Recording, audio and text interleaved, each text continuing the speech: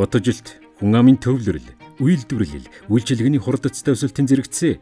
Дэлхийн дулаар л ур амьсгалын өрчлөлтөөс үүдэн улс орнуудын хувьд ус хангамжийн асуудал 21-р зууны хамгийн том сорилтын нэг болоод байна. Дэлхийн олон хот усны хомсдол ур амьсгалын өрчлөлтийн сорилттой нүр тулж буй энэ цаг үед Монгол улсын нийслэл Улаанбаатар хот ч мөн адил ирээдүйн хөгжлөө усны нөөцтэй салшгүй холбон төлөвлөх шаардлагатай болсон 2010-ад оны үед Монгол улсын засгийн газар Америк нэгдсэн улсын мянганы сорилтын сантай хамтран 2 дахь компакт гэрээг байгуулах талаар хэлэлцэж байлаа. Монголыг тэтгэх мега төсөл усны компакт. Монгол улсын нийслэл Улаанбаатар хот нийт хүн амын талаас илүү хувь нь энд амьдарч улсын хэмжээнд бүртгэлтэй нийт аж ахуйн нэгжийн 4/3 нь үйл ажиллагаа явуулж Монгол улсын эдийн засгийн 3/2-ыг дангаран бүрдүүлж байна. 2018 онд усны эзэн хомсдолд бид орсон. За яагаад тэгэхээр Улаанбаатар хотын усны нөөц ашиглаж болох боломжит нөөцийн хэмжээ 256 мянган метр куб хоног. Гэтэл бид нар хоногт 300 орчим мянган метр кубыг ашиглаад эхэлсэн. Өшөө том аюултай. Бид 300 мянган метр куб ашиглаж ийн гэж ярьж ийсэн боловч бодит байдал дээр хэд байгааг бид ерөөсөө мэдэхгүй байсан.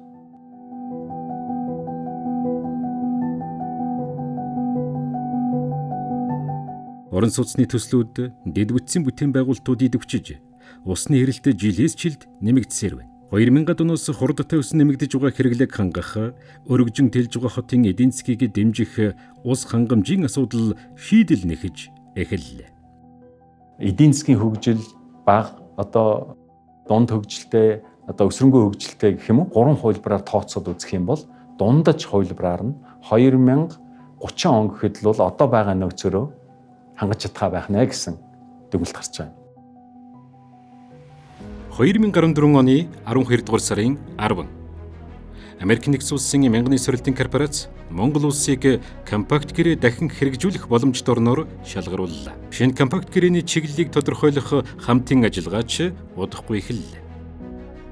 2 дахь компакт гэрээгээр хэрэгжүүлэх төсөл хөтөлбөрийг судлах, боловсруулахдаа бол тавьж ирсэн нэг суурь зарчим юу байсан бэ гэвэл Монгол улсын эдийн засгийн хөгжлийг сааруулж байгаа, өсөлтийг хязгаарлаж байгаа тодорхой нэг хүчин зүйлийг сонгож аваад тэр хүчин зүйлээ бол шийдвэрлэх дөрвтэй хэмжээний нэг төвлөрсөн том төсөл хөтөлбөр хэрэгжүүлье гэсэн ийм зарчмыг бол талууд баримталж ажилласан байдаг. Тэр төгжээ цаажийг тайлчих юм бол дараагийн өсөлт бол одоо зөв төлөвлөлт, тоновчтой бодлогын үр дүнд бол ирэх боломжтой юм а гэсэн ийм суурь хүчин зүйлийг бол компакт гэрээний хөрөнгө оруулалтаар шийдвэрлэхийг зорьсон. Ингэж зориод сонгож авсан салбар нь бол яалтчгүй Монгол улсын нийгэм эдийн засгийн хөтөлбөр болсон Улаанбаатар хотын ус хангамжийн болцсошгүй хомсдлоос сэргийлэх гэсэн энэ зорилго байсан. So one of the main analysis that MCC does when a country gets eligibilized is to understand what are the binding constraints to economic growth. So when Mongolia was re-eligibilized for a second compact, that analysis took place. The analysis to understand what might be constraining the growth prospects of the country. And it became pretty evident. And one of the constraining factors, or imminently constraining factor, is to make water available for the city to support the growth, both on the industrial side as well as on the consumer side. Усны хомсдол үүсгэхээс өртөн Монгол улсын засгийн газар Америк нэгдсэн улсын мянганы сорилтын корпорацтай хамтран усны салбарын хамгийн том хөрөнгө оруулалтын нэг болох усны компакт хөтөлбөрийг хэрэгжүүлэхээр шийдвэрлсэн нь стратегийн томоохон шийдэл болсон юм. Монгол улсын үндсэн хуулийн 14 дугаар зүйлд хүн амьд явах хэрэгтэй, эрүүл аюулгүй орчинд амьдрах, орчны бохирдол, байгалийн тэнцэл алдагдахаас хамгаалах хэрэгтэй болохыг тунхагласан. Энэ чухал эрхийг хангах нэг чухал асуудал бол ус билээ. Ард иргэдийн эрүүл чирийг аз жаргалтай чинээлэг амьдрах, улс хөрөн хөгжин цэцэглэх, сууршил, иргэншил хөгжийн маш том үндэс бол усны асуудал юм а. 2018 оны 9 дугаар сар Монгол улсын ерөнхий сайд Ухнагийн хөрөлсөв Америк нэгдсэн улсын төрийн нарийн бичгийн дарга Майкл Помпео нараа Вашингтон хотноо мянганы сорилтын 2 дугаар компакт гэрээг баталгаажуулах тунхаг бичигт гарын үсэг зурж 2019 оны 1 дугаар сарын 31-ний өдөр Монгол улсын их хурл тус гэрээг сойрхон баталж усны компакт хөтөлбөрийн эх тавигдсан түүхтэй.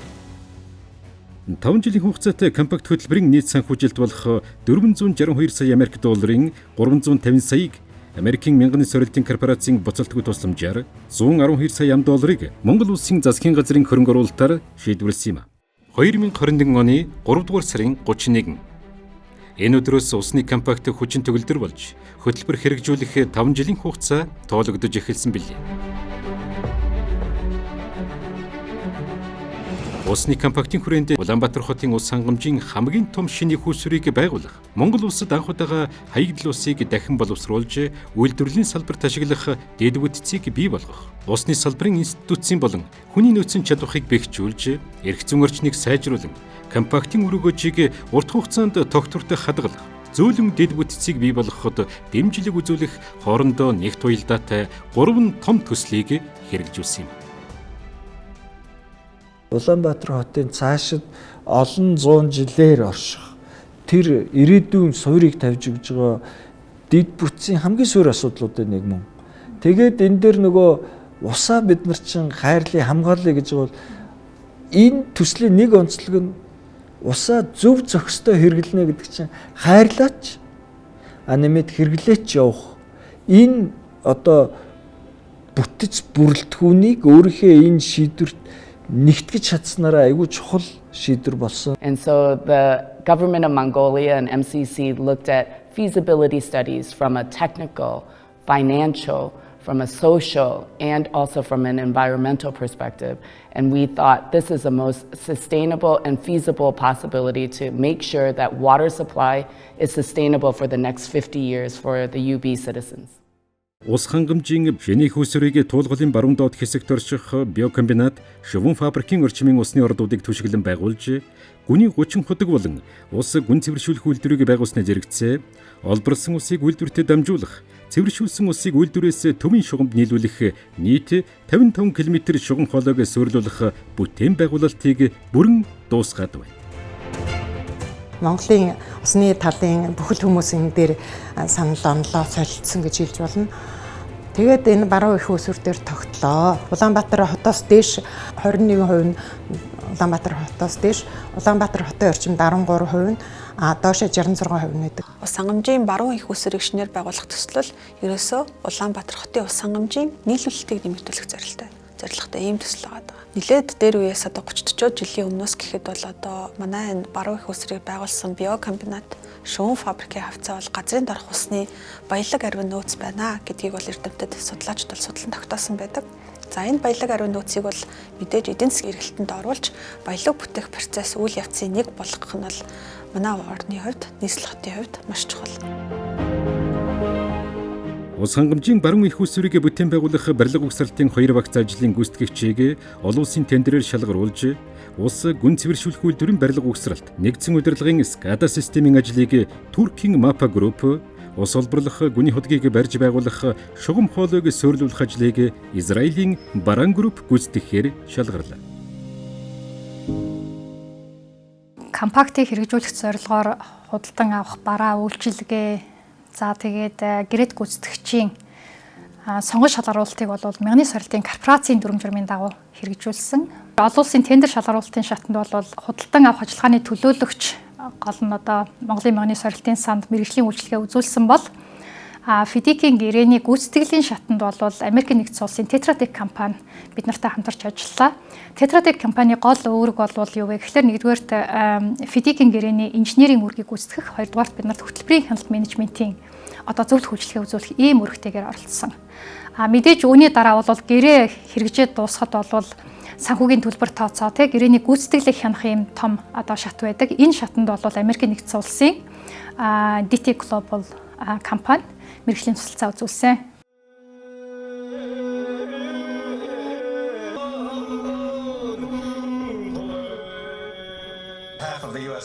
Америк нэгдсэн улсын элчин сайдын яамны өмнөөс өнөөдөр би та бүхэнтэй хамт байж 93 сая $, өртөг бүхий ус гүн цэвэршүүлэх үйлдвэрийн барилгын ажил эхэлж байгааг тэмдэглэхдээ маш таатай байна.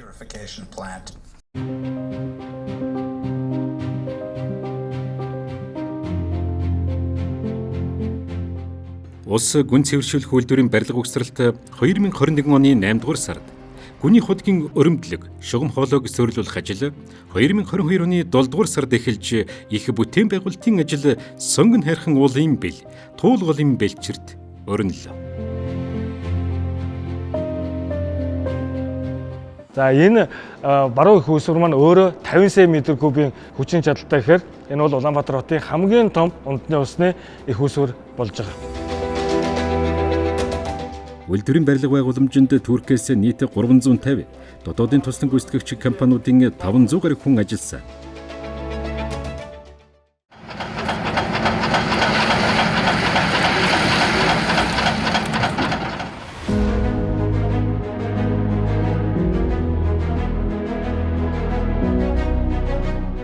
Газар шорооны ажил яг эхлэх үед бол яг энэ үйлдвэр барьж байгаа газар маань маш их хэмжээний хаттай ийм орчин таарсан. За ингээд манай гүйцэтгэгчийн зүгээс болохоор заавал тэслэгээ хийж бид нар доошоо 15-аас 20 метрийн ийм ухалгууд хийх шаардлагатай болсон. Тэгээ бид нар тэслэгээ хийх бас боломжийг судалсан боловч яг нөгөө суурьшдын бүстэй ойрхон дээр нь тахлагтай уул учраас энэ тэслэгээ хийх боломж байгаагүй. Ингээд бид нар 6 сарын турш ерөөсөө хүнд машин механизмын хүчээр 6 сар одоо газар шорооны ажлыг хийж гүйцэтгсэн байна.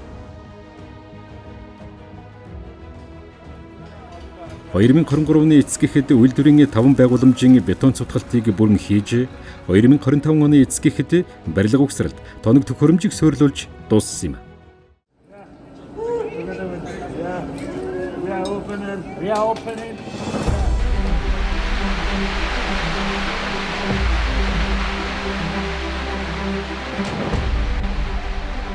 (2026 оны 3 дугаар сар) төслийг хугацаанд нийцлэж үйл ажиллагааг хүлээлгэж өгөх хариуцлагатай үе. Ус гүн цэвэршүүлэх үйлдвэр анхны усаа хүлээн авч туршилт тохируулгаан хийж эхэллээ.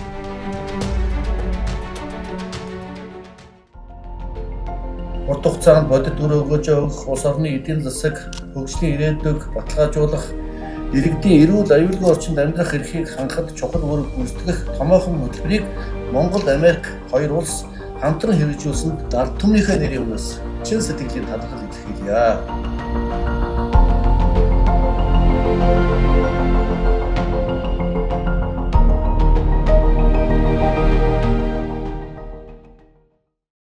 Мянганы сорилтын компакт гэрээний хүрээнд байгуулж буй хоёр дахь томоохон бүтээн байгуулалт бол Монгол улсад анх удаа хаягдл усыг дахин боловсруулж үйлдвэрлэлийн хэрэглээнд тодорхойлбол эрчим хүчний үйлдвэрлэлд нэвтрүүлэх хаягдл ус дахин боловсруулах үйлдвэр шугам хоолойн ажил юм.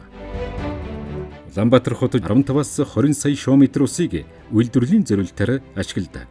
Үйлдвэрлэлийн хэрэглээний ихэнх хувийг эрчим хүчний салбарт ашигладаг. Энэхүү нийт усны хэрэглээний 90 гаруй хувийг газрын гүний усаар хангадаг нь урт хугацаанд олон талын эрсдэл дагуулж байгаа юм. Ялангуяа Улаанбаатар хотод байрлаж байгаа одоо дулааны цахилгаан станцууд дотроос дулааны 3-4 дугаар цахилгаан станц эрчим хүчний үйлдвэрлэлд бол жилдээ ойролцоогоор 18 сая куб метр хүртэл хоногт нэг 50,000 орчим метр куб хүртэл ийм усыг ерөнхийдөө газрын гүнээс авч ашиглаж байдаг. Энэ үйлдвэрт боловсруулсан дахин ашиглах цэвэрлсэн усыг дулааны 3-4 дугаар цахилгаан станцууд хөргөлт, угаалга, үнс зайлуулах зэрэг технологийн хэрэглээнд ашиглана. За өнөөг хүртэл манай улс бол гадаргын ус, газрын дорх ус гэсэн ийм хоёрхан усны нөөцтэй байлаа, их усүртэй байлаа. Хаягдл ус дахин боловсруулах төсөл маань ийхүү амжилттай хэрэгжиж ашиглалтанд орсноор бид энэ саяны хоёр нөөц дээр нэмээд дахин ашиглах цэвэрлсэн ус гэдэг ийм усны их усрыг бол нөөцийг анх удаа Монгол улсын аж үйлдвэрийн салбарт нэвтрүүлж байна. 2022 онд шаваа тавьж бүтээн байгуулалтаа эхлүүлсэн энэхүү төслийг үндэсний компаниуд Монгол улсын засгийн газрын хөрөнгө оруулалтаар хэрэгжүүлсэн гэдгээр нь онцлог. Америкийн нэгдсэн улсны мянган сорилтын корпорацийн компакт гэрээний санхүүжилтээр барих хоёр дахь бүтээн байгуулалт болох ус дахин боловсруулах үйлдвэр сүндэрлэн босох ажлыг эхлүүлж байна. Хаягдл ус дахин боловсруулах үйлдвэрийн зураг төсөл боловсруулах барилга угсралтын ажлын гүйцэтгэгчээр MCS Property компани ус дамжуулах шугам хоол дулааны цахилгаан станцуудын техникийн усны схемийн өөрчлөлтийн ажлыг MCS International компани тус гүйцэтгсэн юм. MCS Property компани маань усны компакт өрөөнд хэрэгжиж байгаа Монголд анхдагч том хэмжээний хаягдл ус дахин боловсруулах үйлдвэрийн бүтээн байгуулалт болон туршилт тохируулсан ажлыг хийж үзэж дуусаад байна. За MCS International компани бол усны компакт төсөл дээр дахин боловсруулсан усыг эцсийн хэрэглэгчд хүргэх ажлыг гүйцэтгэсэн байдаг. За энэ тоон үзүүлэлтээр хэлэх юм бол бид нэр 10 км газар доорх шугам ТЭЦ 3-4 станцууд дээрх бид нэр барилга байгууламж болон өөрчлөлтүүдийн ажлуудыг за болон удирдлагын ажлуудыг бид нэр ингэж хийсэн байдаг. Хаягдл ус дахин боловсруулах төслийг хэрэгжүүлэхэд нийт 4500 гаруй хүн ажилласны 98%-ийг Монгол инженери техникийн ажилтнууд бүрдүүлж, олон улсын стандартын дагуу үндэсний чадвараар амжилттай хэрэгжүүлсэн стратегийн томоохон бүтээн байгуулалт юм.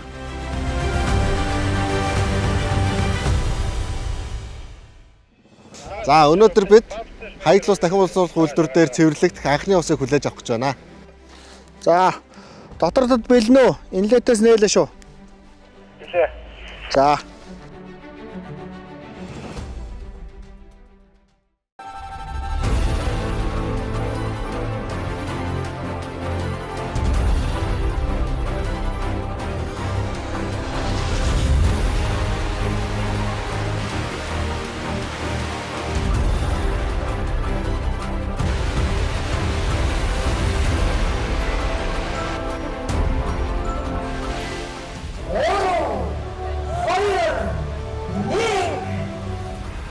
Хаягдл ус дахин боловсруулах үйлдвэрийн үйл ажиллагаа өнөөдөр энэ гайхамшигт түүхэн цаг мөчид албан ёсоор эхэллээ.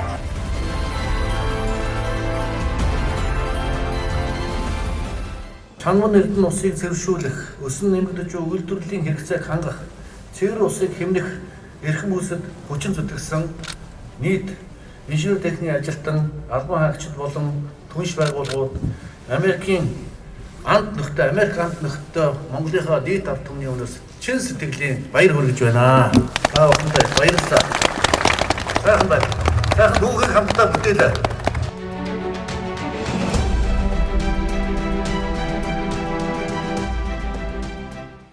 Усны салбарт оруулж буй энэхүү түүхэн хөрөнгө оруулалтын өргөөжийг тогтвортой хадгалах хамгийн чухал хүчин зүйл бол салбарын бодлого зохицуулалт оновчтой, санхүүгийн тогтолцоо эрүүл, хүний нөөцийн чадвар бэхжсэн байх явдал юм. Чухам энэ зорилгын хүрээнд усны компактын 3 дахь буюу усны салбарын тогтвортой байдлыг хангах төсөл хэрэгжсэн юм. Төслийн хүрээнд ус ашиглалтын байгууллагуудын хүний нөөц, лаборатори, хөрөнгийн удирдлагын чадвар, хүчин чадлыг бэхжүүлэх, тариф, санхүүгийн бодлого зохицуулалтыг шинэ шатанд гаргах, олон нийтийн мэдлэг, ойлголт, хэвшил, хандлагыг өөрчлөх зэрэг олон талт арга хэмжээг цогц байдлаар хэрэгжүүллээ. За усны салбарт тулгамдж байгаа олон асуудлыг бодлогын зоримог шийдэл, системийн шинжтэй реформоор зайлшгүй шийдвэрлэх шаардлагатайг тодорхойлж, усны салбарын тогтвортой байдлыг хангах төслийг стратегийн 5 үндсэн чиглэлд хуваан амжилттай хэрэгжүүлж дууслаа. Компактаар бүтээн байгуулж өгсөн дэвшилтэй технологи бүхий үйлдвэрүүдийг аваад явах ус сувгийн удирдах газар маань олон улсын ISO стандартад нийцсэн хөрөнгөний удирдлагатай болж ус сувгийн хүний нөөц бүс нутгийн хэмжээнд ментор болох хэмжээнд хүртэл өсөхт нь дэмжлэг үзүүлж хамтарч ажиллалаа. Усны нөөцийн удирдлага, лабораторийн хяналт, хэрэглэгчийн үйлчилгээг иж бүрэн цахимжуулж өгөгдөлд суурилсан дижитал засаглалыг Монгол улсад бодитоор нэвтрүүллээ. Нийслэлийн иргэдийн ялангуяа гэр хорооллын 180 ус түгээх байрыг бүрэн автоматжуулан усны хүртээмжийг сайжрууллаа. За түнчлэн салбар өртгөө нөхсөн байхын зэрэгцээ усны үн тариф хамгийн бага орлоготой эмзэг бүлгийн иргэдэд хүртэл ямар нөлөө үзүүлж байгааг анх удаа олон улсын аргачлалаар хэмжиж усны нийгмийн бодлогыг салбарын оролцогч талуудтай хамтран боловсруулж хэрэгжүүлэх суурийг тавилаа. Үйлдвэрийн бохирдлыг их усүр дээр нь хянах, лабораторийн иж бүрэн хяналтын системийг бий болгож, лагийн урт хугацааны менежментийн төлөвлөгөөг боловсруулж, бодлогын болон технологийн шийдлийг нь боловсруулж ингэж хүлээлгэж өглөө. За мөн усны үн цэн үйлчилгээний бодит өртгийг олон нийтэд ойлгуулан таниулах цогц системтэй ажлуудыг үе шаттайгаар хийж хэрэгжүүллээ. За усны компакт хэрэгжиж эхэлснээс хойш л бидний одоо урай өг гэж хэлдэг. Бидний урай өг бол төсөвтөө цагтаа. Үүн дээр нэмээд би бас бахархалтайгаар юу гэж хэлмээр байгаа вэ гэхлээр төсөл хөтөлбөрийн цар хүрээ эзлэхүүн агуулмжаас бол хасагдсан тийм үйл ажиллагаа ажилбар болоогаагүй. Өөрөөр хэлбэл бид анхныхаа төлөвлөсөн ажлыг бол нэлээдгүй олон хүчин зүйл, нэлээдгүй олон хүндрэл бэрхшээл сорилтууд тулгарсан ч гэсэн төсөв хугацааны хэтрэлгүйгээр одоо амжилттай хэрэгжүүлж чадлаа. Энэ усны компакт гэрээний онцлог гэх юм бол одоо санхүүжилт нь бол одоо 75-25-ийн харьцаатайгаар өөрөөр хэлбэл Монгол улс 110 гаруй сая доллар буюу 25% санхүүжилт хийснээрээ төсөл маань одоо амжилттай хэрэгжиж Монгол улсын талаас одоо гарах ёстой санхүүжилт болон бүтээн байгуулалтын ажлууд, дэд бүтцийн ажлуудыг одоо бүрэн хариуцснараа энэ бол яг харахгүй одоо хоёр талын одоо хамтарсан ийм төсөл байлаа гэдгийг онцолж хэлмээр байна. Усны компакт хөтөлбөрийг товлсон хугацаа батлагдсан төсөвт нь багтаан 2026 онд хэрэгжүүлж дуусгах гэж байна. Компактын хэрэгжилтэд тууштай дэмжлэг үзүүлж байгаа Монгол Улсын засгийн газар, Монгол Улсын ерөнхийлөгч Хүрэл Сүхбэд талархаж байна. Усны компактын бүтээн байгуулалт нь Монгол Улс, Америк нэгдсэн улсын стратегийн түншлэлийг шинэ агуулгаар баяжуулсан харилцааны бодит бэлэг тэмдэг болоод зогсохгүй. Хөрөнгө оруулалтын хэмжээ, ач холбогдлын цар хүрээгээр Монголыг тэтгэх мега төсөл хэмээн түүхэнд үлдэж байна.